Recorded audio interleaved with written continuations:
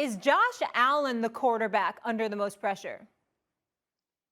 Absolutely. Yes, he is. I mean, look, Stephen A just said it, but when you're talking about a guy having $250 million in contract and everything is, look, not Josh Allen's fault, but everything is on him right now from an offensive standpoint with the Buffalo Bills if they're going to do anything. And he had a bad outing against the Indianapolis Colts, which I don't think was all him.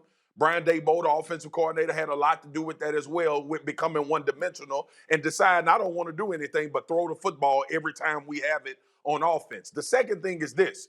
Last year, we had Josh Allen in the MVP conversation. We have never seen an ascension like this from a quarterback. Buffalo Bills fans came into the season. We thought they were the clear-cut favorites in the AFC to go back to the championship game and potentially make it to a Super Bowl. All of that was based on how the quarterback played. I don't know if anybody is new to football, but Josh Allen's ascension is the reason why we thought the Buffalo Bills would be the best team in the AFC this year. So with all of that being said, and we come off a game with the Indianapolis Colts with Carson Wentz, not his fault, not Josh Allen's fault that his defense could not stop the run and get out physical, but he still wasn't able to manufacture the offense that was supposed to be manufactured. And then the same people get on here and say, well, Dak Prescott was terrible against the Kansas City Chiefs. Josh Allen was terrible against the Indianapolis Colts. And he's worth $250 million.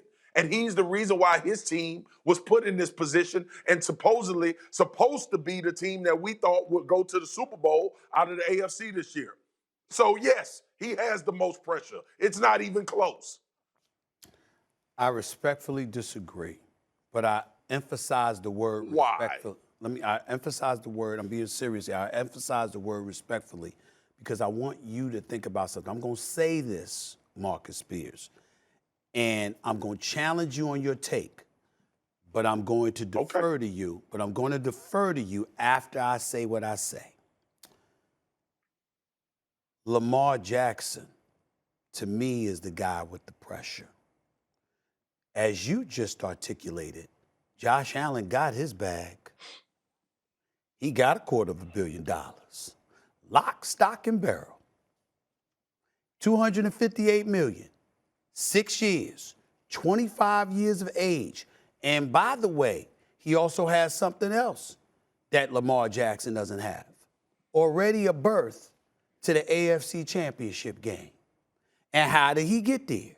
He beat the Indianapolis Colts last year. And then after that, he beat Lamar Jackson and the Baltimore Ravens. And so when I look at it from that perspective, I'm sensitive to the fact that we got a Baltimore Ravens team that can't stop the pass. I'm sensitive to the fact that from a weapons perspective on the offensive side of the ball, they go essentially where Lamar Jackson takes them because he's asked to carry a load that virtually no one else in the National Football League is asked to carry. But what I'm going to do is challenge you as it pertains to what you know about the NFL culture above the head of the players. All of them brothers, you know who they love more than Lamar Jackson?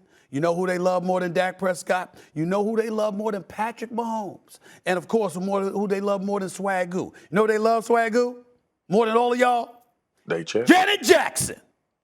What have you done for me lately? You understand what I'm saying? That's who the hell they love. Because when negotiation time comes, no matter how great and phenomenal that dude is, what they're going to look for is any nugget of excuse to hold against him to justify not giving him the money we all believe Lamar Jackson richly deserves.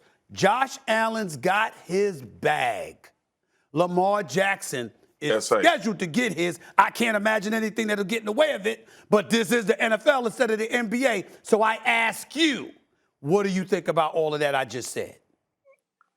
S.A., I understand what you're saying, but it ain't no way. Lamar Jackson going to get crazy money. He ain't worried about his contract. The Baltimore Ravens ain't going to go out and find nobody better than Lamar Jackson in the way the Saints structure. And at the end of the season, if Lamar Jackson don't go deep into the playoffs, we all going to sit here and say his whole team was injured. That's what we going to say.